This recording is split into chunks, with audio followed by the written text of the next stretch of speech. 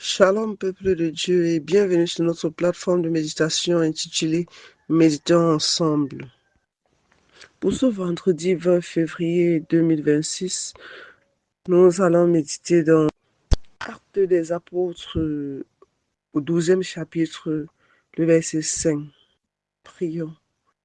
Éternel notre Dieu, Dieu d'Abraham, d'Isaac, de Jacob, nous voulons te rendre gloire et honneur ce matin pour ta présence dans nos vies. Nous voulons te bénir, Seigneur, toi qui es là et qui règne éternellement. Béni sois-tu, Seigneur, pour ce moment dans ta présence. Béni sois-tu, Seigneur, pour ces instants de partage. Ta parole, Père, qui est la vérité, nous te supplions afin que tu daignes nous sanctifier par elle, au nom de Jésus-Christ. Amen. Comme je disais tantôt, mes frères et sœurs, Acte 12, verset 5, je lis pour nous ce qui est écrit dans la version Louis II au nom du Seigneur Jésus-Christ.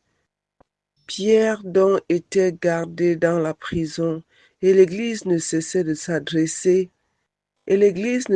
d'adresser pour lui des prières à Dieu. Amen.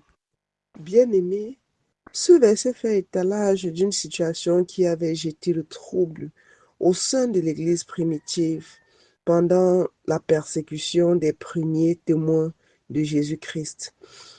Après avoir lapidé Étienne et décapité Jacques, Hérode fera arrêter Simon-Pierre.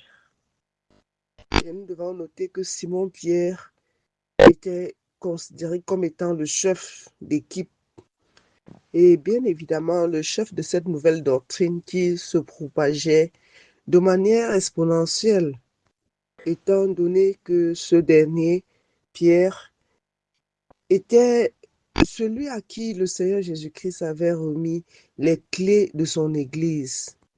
Il est donc évident qu'en le tuant, cela devrait affecter et fragiliser les membres de l'Église et fragiliser ainsi le mouvement du réveil qui avait été enclenché et qui était en plein essor.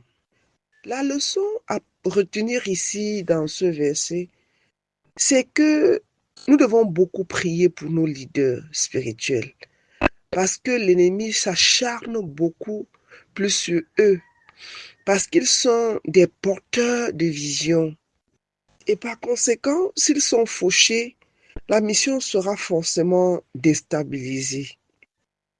Ici, on avait déjà tué deux des leurs, tels mentionnés plus haut, à savoir Étienne et Jacques. Mais l'Église n'avait pris aucune initiative. Une fois que Pierre a été arrêté et jeté en prison, toute l'assemblée de cette époque avait compris qu'ils avaient commis l'erreur de ne pas intercéder pour leurs frères et ils sont morts. Et ils risquaient ainsi de perdre également leur leader Pierre si rien n'était fait. C'est ainsi qu'ils organisent des séances de prière en sa faveur. Et pour ceux qui vont lire la suite de l'histoire, vous comprendrez que la fin fut miraculeuse et glorieuse. Non seulement pour Pierre, mais aussi pour toute l'Église entière. Bien-aimés en Jésus-Christ, ne nous relâchons pas d'intercéder régulièrement, non seulement pour nous, mais aussi pour les frères et sœurs dans la foi, et surtout pour nos dirigeants spirituels. Amen. Nous continuons ce matin de prier pour le gouvernement camerounais. Prions. Père de notre Seigneur Jésus-Christ, notre supplication ce matin en faveur de notre gouvernement éternel, c'est que tu étendes ta main. Seigneur, nous te supplions afin que tu localises toi-même, Seigneur, tout hôtel qui a été dressé, qui crie contre le gouvernement du Cameroun, Seigneur, et qu'il soit renversé. Que tu déploies ton armée céleste, Seigneur, saccager tout hôtel satanique qui crie contre le gouvernement camerounais, qui parle contre le gouvernement camerounais, Seigneur, afin de les libérer de tout esclavage, pour qu'ils aient la capacité nécessaire, Père, pour glorifier ton nom.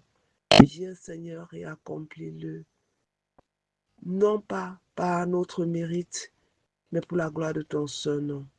Amen. Mon frère, ma soeur, nous voici au terme de cette méditation.